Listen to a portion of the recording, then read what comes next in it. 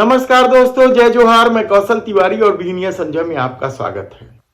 दिल्ली, हिमाचल, झारखंड और पंजाब को छोड़कर पूरे हिंदी पट्टी में डबल इंजन की सरकार है। उसके बाद भी यदि लोकसभा चुनाव को लेकर मोदी सत्ता में खौफ है तो इसका क्या मतलब है? क्या लोकसभा चुनाव जीतना मोदी सत्ता के लिए जीवन मरण का प्रश्न बन गया है, या फिर वह अपने अनुकूल सब कुछ साध लेने के बाद भी इतनी घबराई हुई क्यों है? ये सवाल इसलिए उठ रहे हैं क्योंकि जिस तरीके का खेल इस देश में हो रहा है वह राजनीति को नए सिरे से परिभाषित करती है। दरअसल 2024 में होने वाले लोकसभा चुनाव को लेकर भारतीय जनता पार्टी या संघ इस बात को लेकर आश्वस्त थी कि राम लहर के आसरे 2024 का चुनाव जीता जा सकता है, लेकिन जिस तरीके से महंगाई की वजह से आम लोगों का जीना मुश्किल होता जा रहा है, बेरोजगारी ने युवाओं का भविष्य खराब करना शुरू कर दिया है और विदेशी कर्जे ने देश की अर्थव्यवस्था को बदहाली की कगार पर पहुंचा दिया है।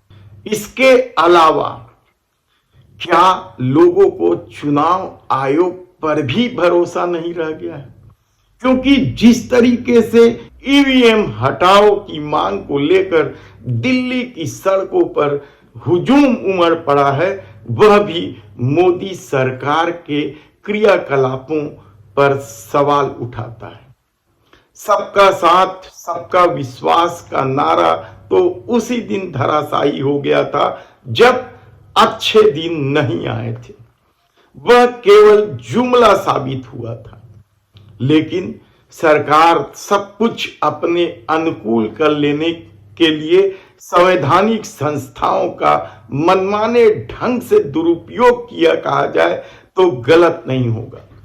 ईडी के निशाने पर केवल विपक्ष के नेता रहे और जो विपक्ष के नेता भारतीय जनता पार्टी में शामिल हो गए वे दूध के धुले हो गए।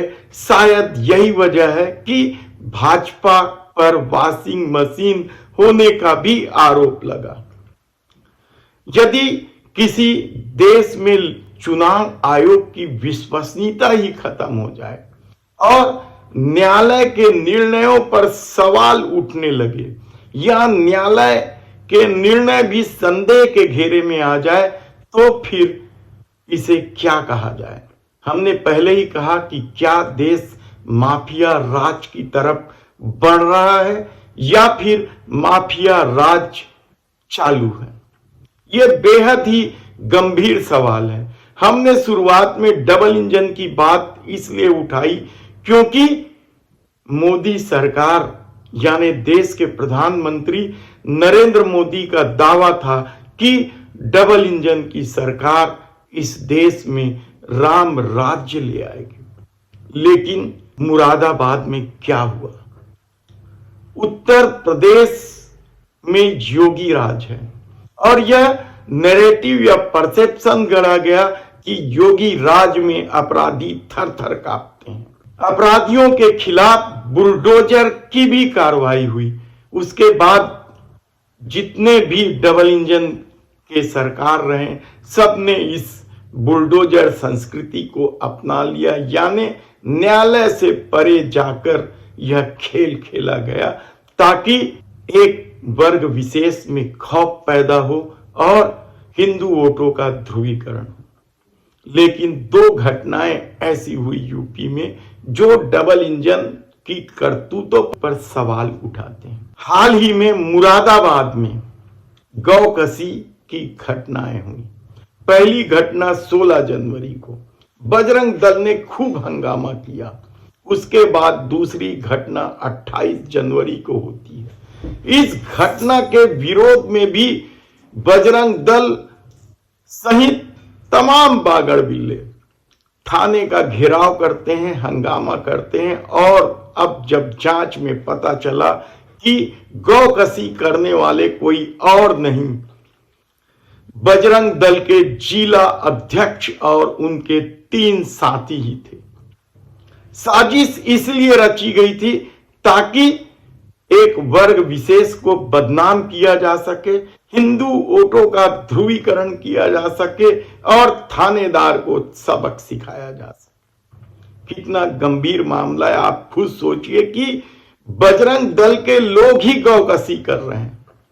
दूसरी घटना बनारस हिंदू विश्वविद्यालय, 3 युवा एक छात्रा के साथ बलात्कार करते हैं, वीडियो बनाते हैं और बाद में पता चलता है कि वे तीनों युवा कोई और नहीं, भारतीय जनता पार्टी के साथ जुड़े लोग। हालांकि भारतीय जनता पार्टी का यह रवैया नया नहीं है। बृजभूषण शरण सिंह, प्रदीप सेंगर, चिन्मयानंद, आप फेरिस्त देख लीजिए। छत्तीसगढ़ में भी रायगढ़ के एक जिला अध्यक्ष अग्रवाल थे, वो इसी तरीके से रेप कांड में फंसे थे। बहुत सारे मामले हैं। सरकार में नेता प्रतिपक्ष रहे नारायण चंदेल के बेटे पर भी इसी तरह का आरोप लगा था और लोगों में यह चर्चा रहा कि क्या भारतीय जनता पार्टी का मतलब बलात्कारी पार्टी हो गया। लेकिन धर्म की पट्टी बांधकर सत्ता अपने करतूतों को अंजाम देते रही और घपले घोटाले में भी शामिल होते रही।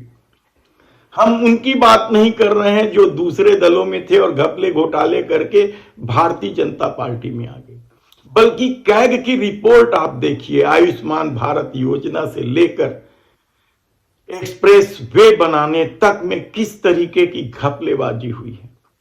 और अब तो हैरानी वाली खबर यह आई है कि जिस पेटीएम का प्रमोशन देश के प्रधानमंत्री नरेंद्र मोदी स्वयं कर रहे थे, उस पेटीएम की करतूतों को लेकर रिजर्व बैंक को कड़ा निर्णय लेना पड़ा।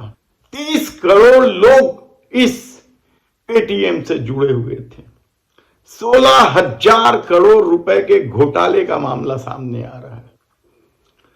और पेटीएम के जो डायरेक्टर रहे उनके कोबरा ने जब ऑपरेशन किया तो किस तरीके से दावा किया था।